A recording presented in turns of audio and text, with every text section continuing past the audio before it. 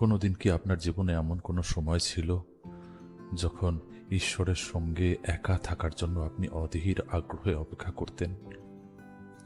এমন একটা সময় যখন তার উপস্থিতি এতটাই কাছে মনে হতো যে আপনি প্রায় তা স্পর্শ করতে পারতেন। তখন প্রার্থনা কোনো রুটিন বা দায়িত্ব ছিল না, বরং ছিল এক গভীর আনন্দ। বাইবেল পড়াটা মনে হতো যেন কোনো প্রিয়জনের কাছ থেকে আসা ভালোবাসার চিঠি পড়ার মতো, যিনি আপনাকে গভীরভাবে ভালোবাসেন। আপনার কি সেই সময়ের কথা মনে পড়ে? আর সবচেয়ে বড় প্রশ্ন হলো, সেই সুন্দর সময়গুলো কোথায় হারিয়ে গেল? আমাদের মধ্যে অনেকেই এই খ্রিস্টীয় যাত্রা শুরু করেছিলাম প্রবল উদ্দীপনা বা আগুনের মতো বিশ্বাস নিয়ে। আমরা ঘন্টার পর ঘন্টা প্রার্থনা করতাম, যা মনে হতো যেন কয়েক মিনিট। বাইবেল খুললেই সাধারণ পদগুলো পড়ে আমাদের চোখে জল চলে আসত। আমরা ঈশ্বরের সাথে জীবনের ছোট বড় সব কিছু নিয়ে কথা বলতাম, কারণ তাকে মনে হতো যেন তিনি ঠিক পাশে বসে থাকা একজন অন্তরঙ্গ বন্ধুর মতো।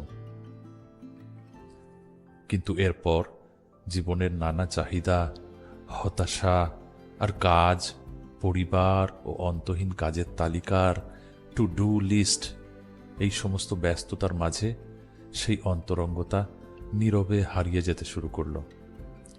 আমরা টেরও পাইনি কখন এটা ঘটল, যতক্ষণ না একদিন আমরা বুঝতে পারলাম যে আমরা শুধু নিয়ম রক্ষার জন্য উপাসনা বা কাজ করে যাচ্ছি। ঠিক এই বিষয়টি নিয়েই ঈশ্বরের প্রকাশিত বাক্য 2:4 এফেসীয় মণ্ডলীকে বলেছিলেন, আমি তোমার বিরুদ্ধে এই কথা বলি যে তুমি তোমার প্রথম প্রেম পরিত্যাগ করিয়াছ। খেয়াল করে দেখবেন, এরা এমন মানুষ ছিলেন না যারা গির্জায় যাওয়া ছেড়ে দিয়েছিলেন বা ঈশ্বরের সেবা করা বন্ধ করে দিয়েছিলেন, বরং তারা কঠোর পরিশ্রম ও অধ্যবসায় করছিলেন। তারা সব কাজ ঠিকঠাক করছিলেন, তবুও ঈশ্বরের তাদের বিরুদ্ধে বলার মতো কিছু ছিল, আর তা হল ঈশ্বরের জন্য এত সব ব্যস্ততার মাঝেও তারা ঈশ্বরের সাথে তাদের সেই পুরানো অন্তরঙ্গতা হারিয়ে ফেলেছিল। আমরাও ঈশ্বরের জন্য কাজ করতে গিয়ে এতটাই ব্যস্ত হয়ে যেতে পারি যে আমরা ঈশ্বরের কাছ থেকেই দূরে সরে যেতে চাই। আমরা মণ্ডলীতে গান গাইতে পারি, প্রতিটি উপাসনায় যোগদান করতে পারি, অনলাইনে শাস্ত্রপদ শেয়ার করতে পারি, কিন্তু তবুও আমাদের হৃদয়ে এক শূন্যতা, এক দূরত্ব অনুভব করতে পারি। কারণ কাজ করা আর অন্তরঙ্গতা এক বিষয় নয়, দায়িত্ব পালন আর গভীর ভক্তি এক কথা নয়। আমি বিশ্বাস করি আজ যারা এই ভিডিওটা দেখছেন তারা অনেকেই জানেন এই শূন্যতা বা ব্যথার অনুভূতি কেমন। হয়তো আপনার ক্ষেত্রে কারণটা ব্যস্ততা ছিল না, হয়তো এটা ছিল কোনো গভীর ক্ষত, আঘাত। হয়তো আপনি দীর্ঘ সময় ধরে কোনো কিছুর জন্য প্রার্থনা করেছিলেন, কিন্তু তা আপনার আশানুরূপ হয়নি, আর আপনি সেই হতাশার মধ্যেই নীরবে নিজেকে গুটিয়ে নিয়েছেন। হয়তো এর কারণ কোনো অপরাধবোধ বা লজ্জা, আর তাই ঈশ্বরের কাছে ছুটে যাওয়ার বদলে আপনি তার কাছ থেকে দূরে পালাচ্ছেন, এই ভেবে যে ঈশ্বরের কাছে আসার আগে আপনাকে নিজেকে পরিষ্কার করতে হবে, পবিত্র হতে হবে। অথবা হয়তো দিন গড়িয়ে সপ্তাহ, সপ্তাহ গড়িয়ে মাস পার হয়ে গিয়েছে, আর আপনার প্রার্থনার জীবন ছোট হতে হতে এমন অবস্থায় পৌঁছেছে যে আপনি ভুলেই গেছেন ঈশ্বরের সাথে অন্তরঙ্গতাটা কেমন ছিল। যে কারণেই আপনি আজ এই অবস্থায় থাকুন না কেন, একটা কথা স্পষ্টভাবে জেনে রাখুন, ঈশ্বর সরে যাননি এবং তিনি আপনাকে আপনার যোগ্যতা প্রমাণ করে ফিরে আসতে বলছেন না। যাকবের 4:8 এখানে বলা হয়েছে, ঈশ্বরের নিকটবর্তী হও, তাহাতে তিনিও তোমাদের নিকটবর্তী হইবেন। ঈশ্বর এটা বলেন না যে আগে নিজেকে পরিষ্কার করো, তারপর আমার কাছে এসো। তিনি বলেন কাছে আসতে, কারণ পরিচ্ছন্ন হওয়ার কাজটা, পবিত্র হওয়ার কাজটা তার উপস্থিতিতেই সম্পন্ন হয়, আগে নয়। রাজা দাউদ এই আকাঙ্ক্ষাটা খুব ভালোভাবে বুঝেছিলেন। গীতসংহিতার 63 সংখ্যার গীত তার 1 পদ আর 2 পদে তিনি লিখেছেন, হে ঈশ্বর, তুমি আমার ঈশ্বর, আমি সযত্নে তোমার অন্বেষণ করিব। শুষ্ক, শ্রান্ত ও জলহীন দেশে আমার প্রাণ তোমার জন্য তৃষ্ণার্থ। দাউদ যখন এই গীত লিখছিলেন, তখন তিনি মরুভূমিতে প্রাণ ভয়ে পালিয়ে বেড়াচ্ছিলেন, তার জীবনের সবচেয়ে শুষ্ক ও নিঃসঙ্গ সময়। তবুও সেই শুষ্ক সময়ে তিনি প্রথমেই উদ্ধার বা আরাম বিশ্রাম চাননি, তিনি চেয়েছিলেন স্বয়ং ঈশ্বরকে। তার পরিস্থিতি থেকে মুক্তির চেয়ে বরং ঈশ্বরের উপস্থিতির জন্য তার প্রাণ বেশি তৃষ্ণার্থ ছিল। এই ধরনের ক্ষুধাই ঈশ্বরের সাথে হারানো অন্তরঙ্গতা পুনরুদ্ধার করে। আপনি যদি ঈশ্বরের সাথে এমন কোনো শুষ্ক পরিস্থিতিতে থাকেন যেখানে প্রার্থনাকে কথোপকথনের চেয়ে একটি চেকলিস্ট বলে বেশি করে মনে হয়, যেখানে আপনার মনেই পড়ে না শেষ কবে আপনি ঈশ্বরের উপস্থিতিতে শান্ত হয়ে বসেছিলেন শুধু তার সাথে সময় কাটানোর জন্য, তবে জেনে রাখুন, আজই সেই দিন হতে পারে যখন সব কিছু পরিবর্তন হবে। আসুন, আর একটি দিনও আমরা সেই শুষ্ক ও দূরবর্তী স্থানে পার না করি। আসুন, আমরা প্রার্থনা করি।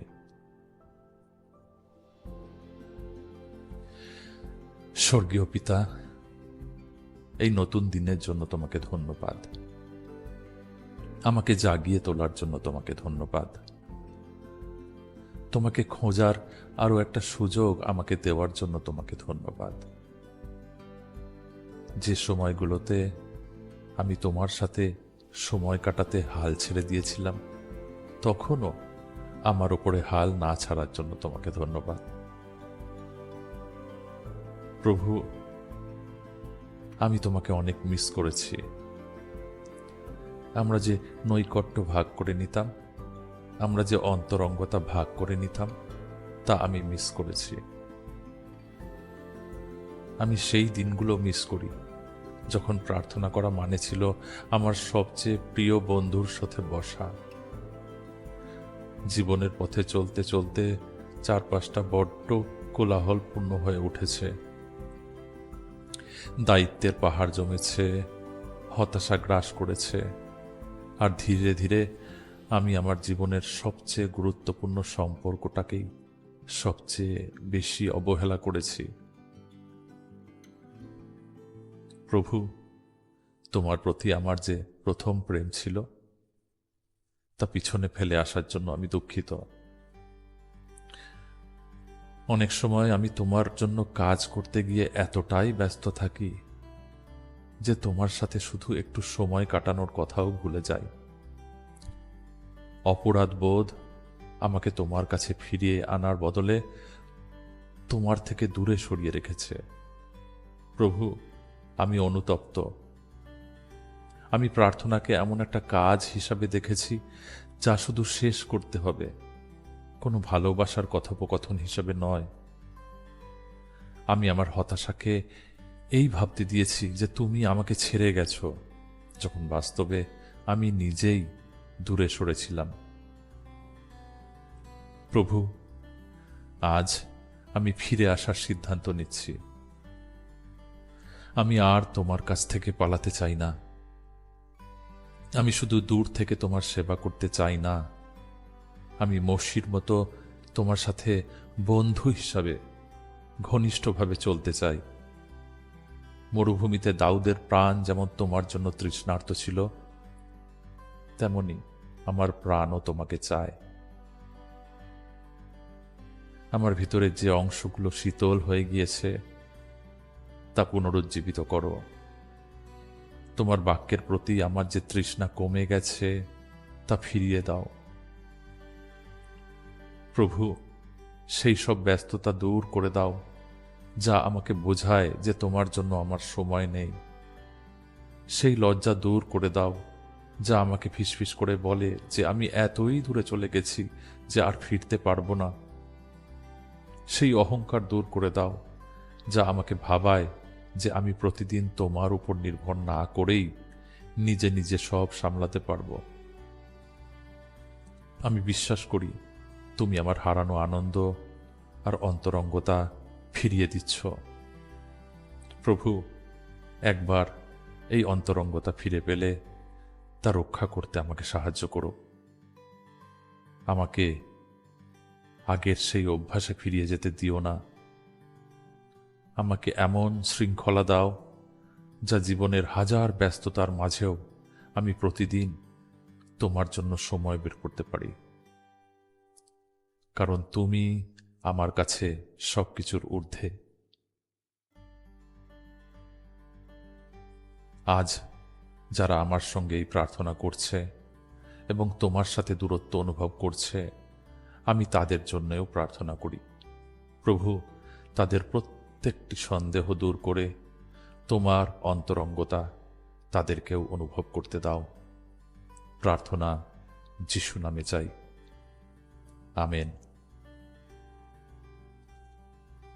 আশা করি আজ সকালের এই প্রার্থনা আর ঈশ্বরের বাক্য আপনাকে ঈশ্বরের আরও কাছে নিয়ে আসতে, ঈশ্বরের কাছে ফিরে যেতে উৎসাহিত করবে।